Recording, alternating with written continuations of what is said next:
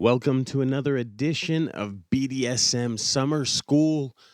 This is our ninth podcast in this series. You made it all the way through the first eight, and those were all about the B in BDSM, which stood for bondage.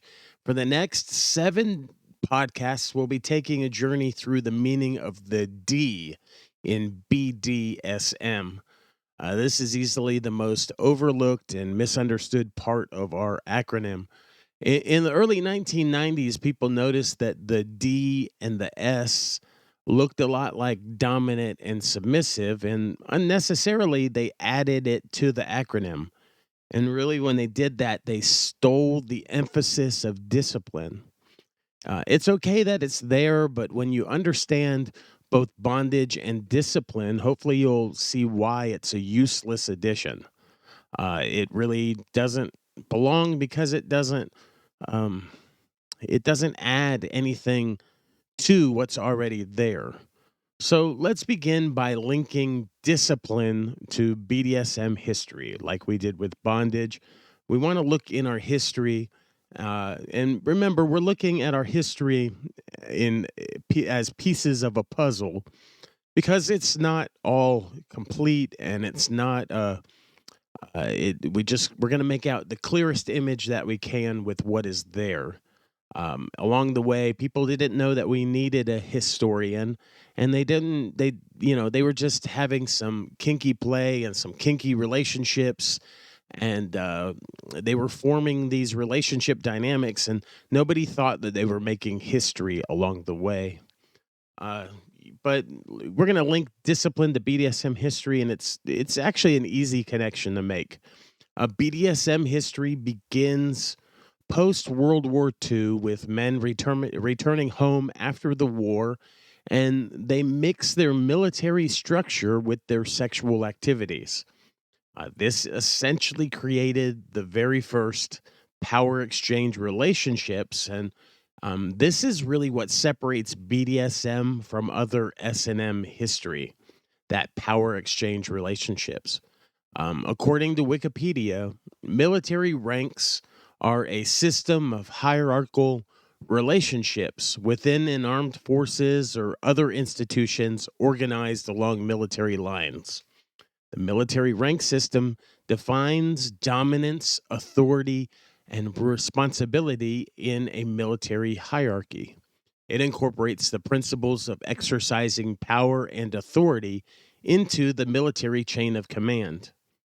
And the military chain of command means the succession of commanders superior to subordinates through which command is exercised. So a chain of command is like a hierarchy, it's like an umbrella. It's like like a step, you start in one place and you step up to you go up to the next commander, and then up to the next commander, and then up to the next commander, and then up all the way to the top to the commander in chief, which in U.S. military, that the commander in chief is the president of the United States, is the commander in chief. He's the top military officer. He's over all the branches of the military, and then each branch has its own like general or admiral, or somebody who's over that branch of the military, and then under him is another group of commanders, and they command a larger, or a little bit smaller part, and then a little bit smaller part all the way down.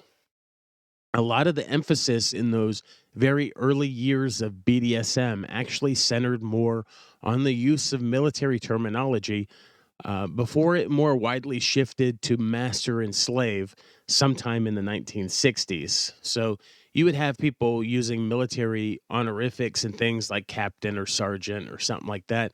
That was a little more prevalent in that very early time. Today's power exchange hierarchy has its origins in that military hierarchy, though we don't use any of the military rank in our titles and honorifics, although it's perfectly acceptable if you wanted to. If especially that may be helpful if you are non-binary or gender fluid and you're having trouble with master or mistress, and if neither of those two You may want to try try some military rank in your honorifics. That may be a possibility for you. That may be something that you may find helpful. Together with mental and physical bondage of controlling and being controlled, the D in BDSM stands for discipline, which is the umbrella of all the structure, the etiquette, the protocol, the service, the routine, the ritual, the training, the correction, and punishment involved in power exchange relationships. I'm going to repeat that again because that was a lot of things. The D in discipline is the umbrella for all of this. It's the umbrella. The D in discipline is for the structure, for the etiquette, the protocol, the service, the routine, the ritual, training, correction, and punishment involved in power exchange relationships. That D covers a lot. And over the next several podcasts, we'll look at all of these different aspects of discipline within BDSM. A lot of times you probably didn't even know that the D covered all of those things. And really, that's why, as I said early in this podcast for today, that using the D and the S to mean dominant and submissive was unnecessary and, actually a useless addition because I'll repeat this last thing here, together with the mental and physical bondage of controlling and being controlled, the D in BDSM for discipline is the umbrella for all of the structure, all of the etiquette, all of the protocol, the service, the routines, the rituals, the training, the correction, and punishment involved in power exchange relationships.